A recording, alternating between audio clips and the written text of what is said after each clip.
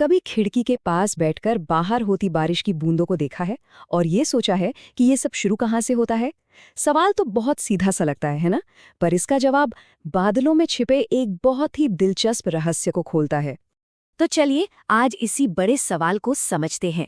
आखिर आसमान में इतने ऊपर वो रुई जैसे दिखने वाले बादल बनते कैसे हैं और फिर कैसे वो अपने अंदर से बारिश की बूंदें बरसाते हैं। इस पूरे रहस्य को समझने के लिए चलिए इसे तारा की नज़रों से देखते हैं।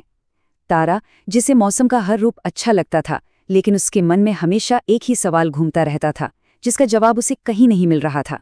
पर तारा को इसका जवाब किसी मोटी मोटी किताब में नहीं मिला।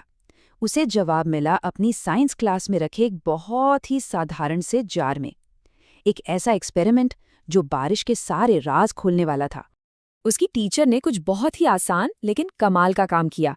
सबसे पहले एक कांच के जार में गर्म पानी डाला जिससे भाप निकल रही थी। फिर उसके ऊपर एक ठंडा सा मेटल का ढक्कन रख दिया और आखिर में उस ठंडे ढक्कन पर बर्फ के कुछ टुकड़े रख दिए। बस ये 3 आसान से कदम, और बस देखते ही देखते कुछ होना शुरू हो गया।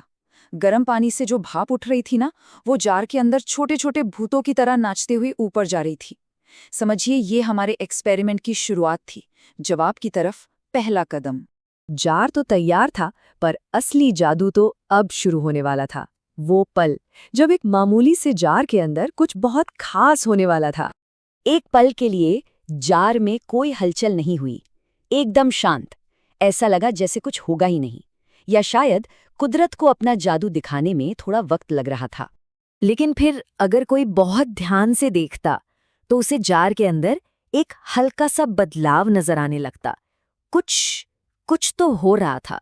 जार के अंदर एक हल्का सा कोहरा, बिल्कुल एक छोटे से बादल की तरह, धीरे धीरे बनने लगा और घूमने लगा। जो साफ हवा थी वो अब एक रहस्यमयी धुंध में बदल रही थी।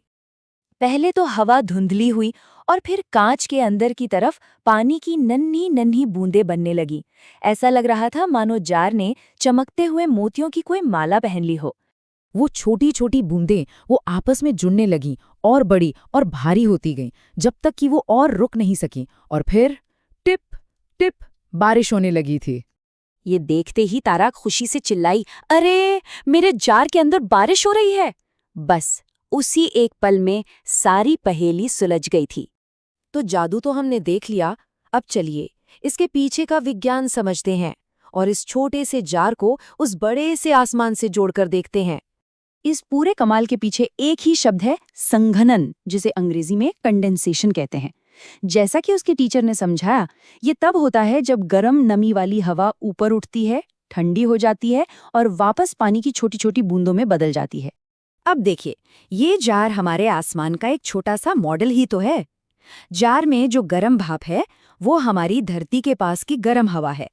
वो ठंडा ढक्कन, वो है आसमान में ऊपर का ठंडा वायुमंडल। और नतीजा? दोनों ही मामलों में नतीजा एक ही है। पहले बादल बनते हैं और फिर बारिश होती है। जब तारा को ये आसान सी बात समझ आई तो उसे एक बहुत ही कमाल का एहसास हुआ। उसने कहा, वाह, मैंने तो पूरे आसमान को एक ही जार में कैद कर लिया। और यही तो असली ताकत है ऐसे एक्सपेरिमेंट्स की। ये सिर्फ कुछ सीख लेने से कहीं ज्यादा है। उस पल में तारा ने मौसम को सिर्फ समझा नहीं था, उसने उसे सच में महसूस किया था, जैसे उस पूरी प्रक्रिया को अपने हाथों में पकड़ लिया हो। तो ये हमें एक आखिरी सवाल पर लाकर छोड़ देता है। सोचिए, इस नन्हे से जार में कितना बड़ा आइडिया छिपा था।